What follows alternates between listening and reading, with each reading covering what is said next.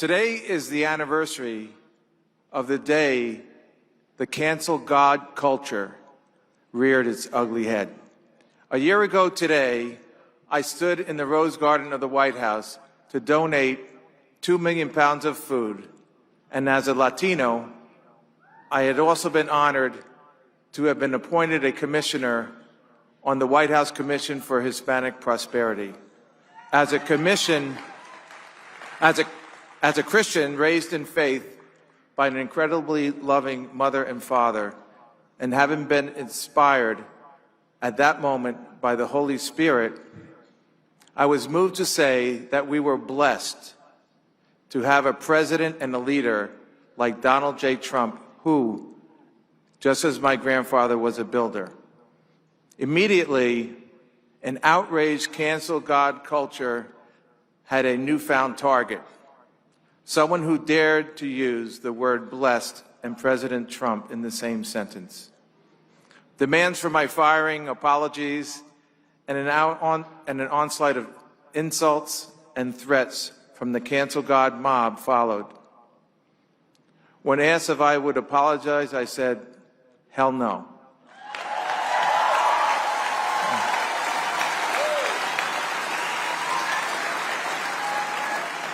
Having felt the presence of the Holy Spirit when saying we were blessed, as a nation, there was just no way that I could turn my back on my faith, on my parents, on God, or remain silent.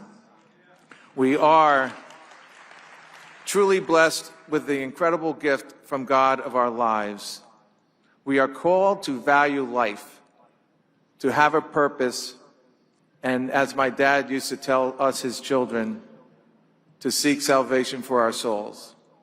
Looking back on July 9th, 2020, I realize now that I missed the opportunity to say that we were also blessed to have had a president and a leader who had the courage to defend and respect life like no other president in our times.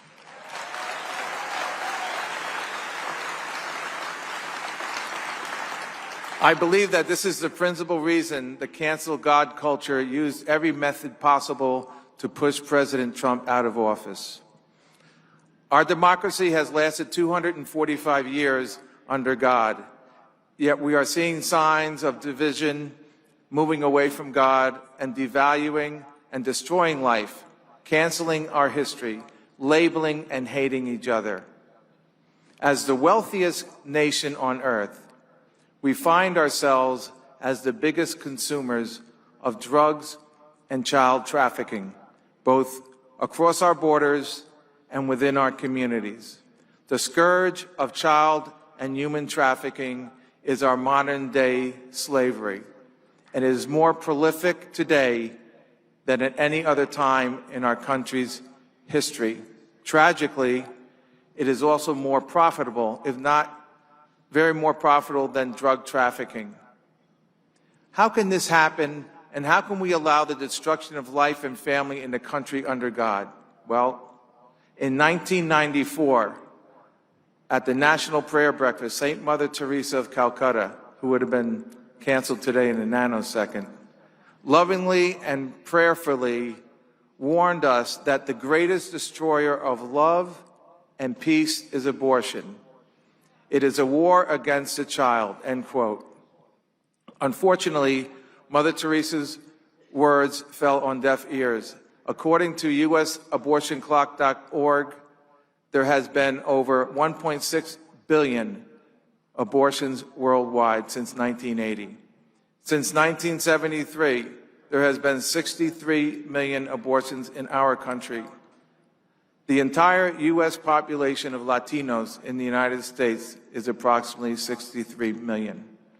63 million people is twice the population of Venezuela, where I have a daughter-in-law from. 63 million people is equivalent to one entire generation of the United States.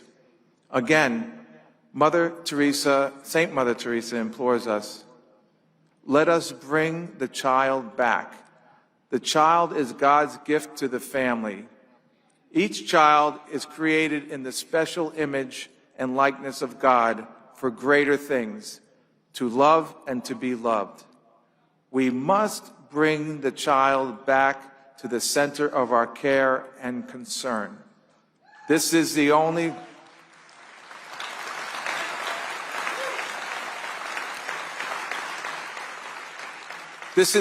way that our world can survive, because our children are our only hope for the future, end quote. We must heed St. Mother Teresa's pleas to defend, value, and protect our children, to defend and respect life. As the greatest country on earth, we are the last bastion of freedom and democracy in our world.